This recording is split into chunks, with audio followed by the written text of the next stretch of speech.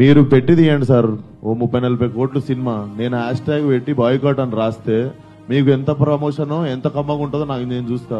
విశ్వక్సేన్ మీలో చాలామంది తెలిసే ఉంటుంది. సో మాస్కా దాస్ సినిమాతో అయితే హీరోగా ఎంట్రీ ఇచ్చాడు. ఇప్పుడు రీసెంట్గా లైలా మూవీ తీశాడు. ఈ మూవీ వచ్చేసి ఈ నెల 14th అయితే ఆడియన్స్ ముందుకు రానుంది. తాజాగా సినిమా ప్రీ రిలీజ్ ఈవెంట్ జరిగింది. మెగాస్టార్ చిరంజీవి అక్కడ ముఖ్య అతిథిగా అయితే హాజరైన ఈవెంట్ మంచి సక్సెస్ అయిందని. కానీ సినిమాలో చిన్న క్యారెక్టర్లో నటించిన నటుడు 30 years పృథ్వీ ఈవెంట్లో మాట్లాడుతూ రాజకీయ వ్యాఖ్యలు అయితే చేశాడు.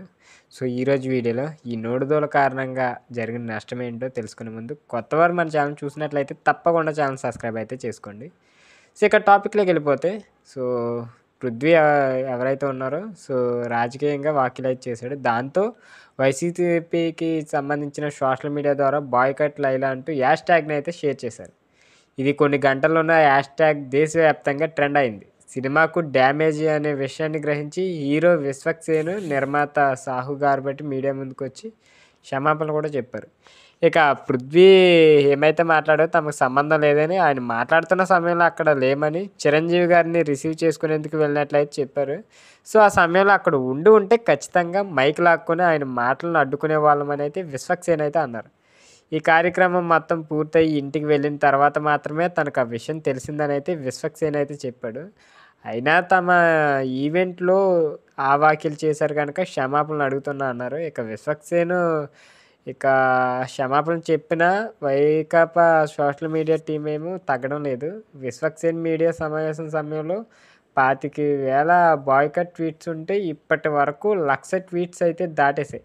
సో సోషల్ మీడియా ప్లాట్ఫామ్ అంటే ఎక్స్ ఉంది కదా, దాని ద్వారా ఇప్పటి వరకు బాయ్కాట్ లైలా హ్యాష్ ట్యాగ్ను 1.15 lakhs ట్వీట్స్ అయితే చేశారు. కేవలం సోషల్ మీడియాలో బాయ్కాట్ లైలా హ్యాష్ ట్యాగ్తో ఇది ఆగదని చిత్ర యూనిట్ సభ్యులను హెచ్చరిస్తున్నారు. ఇక విశ్వక్సేన్ క్షమాపణలు సరిపోవని, పృథ్వీ క్షమాపణలు చెప్పాల్సిందని వైకాపా సోషల్ మీడియా శ్రేణులు అయితే డిమాండ్ చేస్తున్నాయి. ఒకవేళ పృథ్వీ క్షమాపణలు చెప్పకుంటే సినిమా హెచ్డి ప్రింట్ లీక్ అవ్వడం ఖాయమని అయితే హెచ్చరిస్తున్నారు. ఇక ఈ సినిమా విడుదల తర్వాత కూడా నెగిటివిటీని స్ప్రెడ్ చేస్తామని అయితే వాళ్ళు చెప్తున్నారు. ఇక సినిమా ఇండస్ట్రీ వారు రాజకీయాలు మాట్లాడితే ఇలాగే ఉంటుందని అయితే వారు ట్వీట్ అయితే చేస్తున్నారు. ఇక పృథ్వీతో క్షమాపణలు చెప్పేందుకు గాను ఇక విశ్వక్సేన్, సాహు గార్బెట్ ప్రయత్నాలు అయితే చేస్తున్నట్లు తెలుస్తుంది. అయినా అంత ఈజీగా క్షమాపణలు చెప్పే రకం కాదని కొందరు అభిప్రాయం వ్యక్తం చేస్తున్నారు. మొత్తానికి లైలా సినిమాకు పాజిటివ్ బజ్ క్రియేట్ అయింది.